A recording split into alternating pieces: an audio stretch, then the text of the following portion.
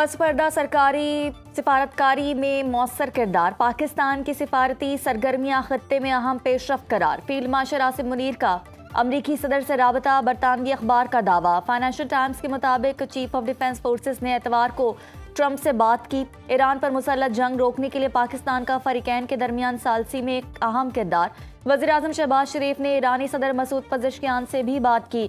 اسلام آباد میں امریکہ اور ایران کے درمیان براہ راست مذاکرات کی تجویز۔ اسپیکر ایرانی پارلیمنٹ باقر کالیباف، امریکی نمائندے اسٹیو ویٹکوف اور جیرڈ کشنر پاکستان آئیں گے۔ ترجمان دفتر خارجہ طاہر اندرابی کا کہنا ہے کہ فریق راضی ہو تو پاکستان مذاکرات کی میزبانی کے لیے تیار ہے۔ پاکستان، ترکیہ اور مصر کا امریکہ ایران مذاکرات میں اہم کردار۔ امریکہ اور ایران میں مذاکرات پاکستان، ترکیہ اور مصر نے کرائے۔ امریکی جریدے ایگزوس کے مطابق تینوں ممالک نے امریکہ اور ایران کے پیغامات کا تبادلہ کیا۔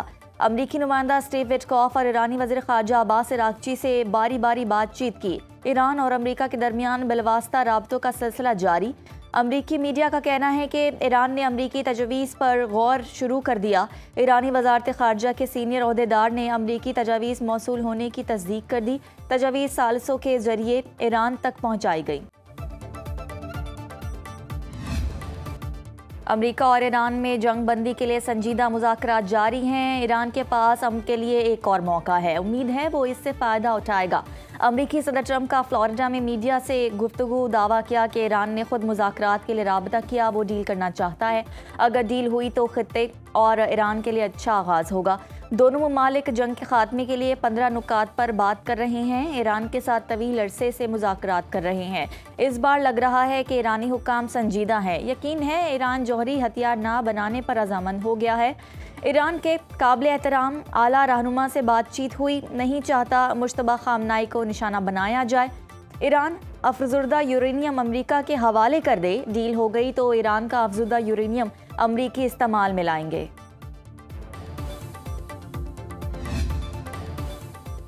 ٹرمپ کا ایران کے پاور پلانٹس اور توانائی کے انفراسٹرکچر پر حملے 5 روز کے لیے مؤخر کرنے کا حکم۔ 48 گھنٹے کی ڈیڈ لائن ختم ہونے سے پہلے امریکی صدر کا بڑا اعلان۔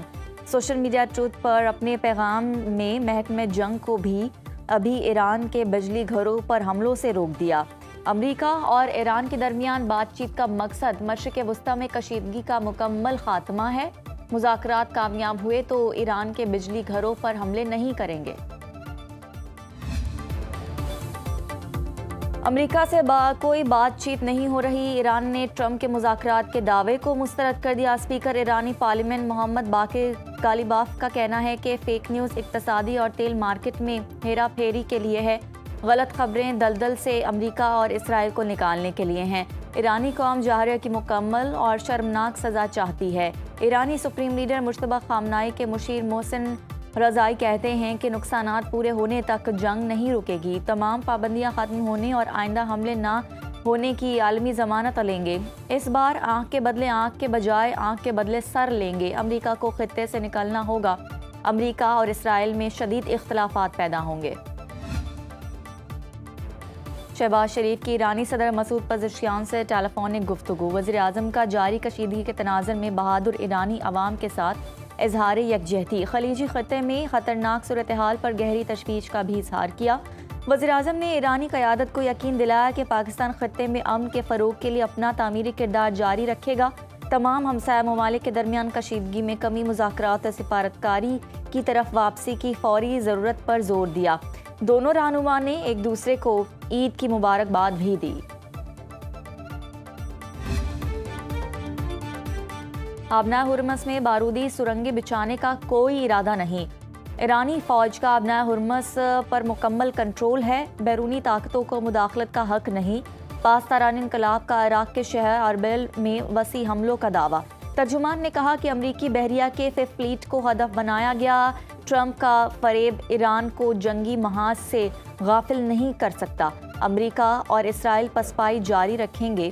دوسری جانب امریکی سینٹرل کمانڈ کا کہنا ہے کہ جنگ میں اب تک ایران پر 9000 سے زائد حملے کیے، 140 ایرانی بحری جہازوں کو نقصان پہنچایا۔ حملے بدستور جاری ہیں۔ صدر ٹرمپ کا ایران کے حوالے سے مثبت اعلان، خام تیل کی قیمتیں کم ہونے لگیں، ایک بیرل تیل کی قیمت $100 سے کم ہو گئی، فی بیرل خام تیل $13 سستا، $99 میں ٹریڈنگ۔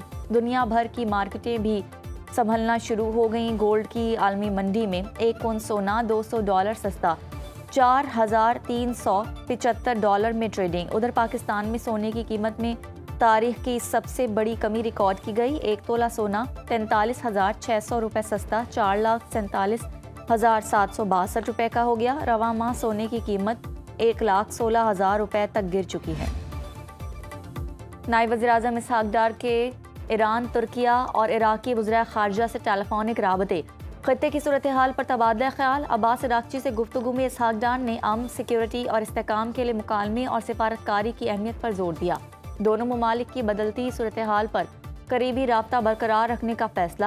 ترک وزیر خارجہ حاکان فیدان سے گفتگو کے دوران امریکی صدر کی جانب سے کارروائیاں عارضی طور پر روکنے کے اعلان پر گفتگو کی گئی۔ نائب وزیر اعظم نے امن اور استحکام کے لیے مسلسل سفارتکاری اور رابطوں کی اہمیت کو اجاگر کیا۔ عراقی وزیر خارجہ فواد حسین سے گفتگو کے دوران دونوں رہنماؤں نے مزید عدم استحکام سے بچنے اور کشیدگی روکنے کے لیے مشترکہ کوششوں کی اہمیت پر زور دیا۔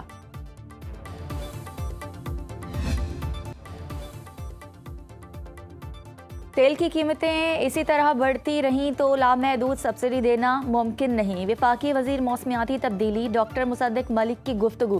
کہا وزیر اعظم نے پیٹرول قیمت میں $127 کی سبسڈی دی، حکومت ڈیزل پر $200 سے زائد سبسڈی دے رہی ہے۔ حکومت کا مقصد غریب پر بوجھ کم کرنا ہے۔ پیٹرولیم مصنوعات کی بچت کے لیے سرکاری گاڑیوں کو گراؤنڈ کر دیا گیا، لگژری گاڑیوں کے فیول پر $200 لیوی بڑھائی۔ خطے میں ماحولیاتی آلودگی، کولمبیا میں فضائی حادثہ، فوجی طیارہ C-130 گر کر تباہ ہو گیا، 66 افراد ہلاک، 77 کو بچا لیا گیا، 18 لاپتہ افراد کی تلاش کے لیے آپریشن جاری۔ طیارے میں 125 افراد سوار تھے۔ طیارہ پیرو کی سرحد کے قریب کولمبیا کے جنوبی ایمیزون ریجن سے روانہ ہوا تھا۔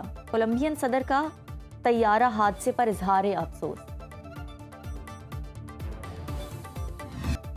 صدر مملکت آصف علی زرداری سے لاڑکانہ میں وفاقی وزیر داخلہ محسن نقوی، وفاقی وزیر خزانہ محمد اورنگزیب، وفاقی وزیر پیٹرولیم علی پرویز ملک کی ملاقات۔ بلاول بھٹو، وزیر اعلیٰ سندھ مراد علی شاہ اور دیگر شخصیات بھی موجود تھیں۔ ملک میں امن و امان، معاشی صورتحال، توانائی کے شعبے اور پیٹرولیم مصنوعات کی قیمتوں کے اثرات پر تبادلہ خیال کیا گیا۔ صدر زرداری نے ہدایت کی کہ خطے کی صورتحال کے تناظر میں معاشی پالیسیوں میں عوامی ریلیف کو ترجیح دی جائے۔ صدر آصف علی زرداری اور بلاول بھٹو زرداری کی گڑی خدا بخش آمد شہید ذوالفقار علی بھٹو، شہید محترمہ بے نظیر بھٹو اور بھٹو خاندان کے دیگر مرحومین کے مزاروں پر پھول چڑھائے، فاتح خوانی کی۔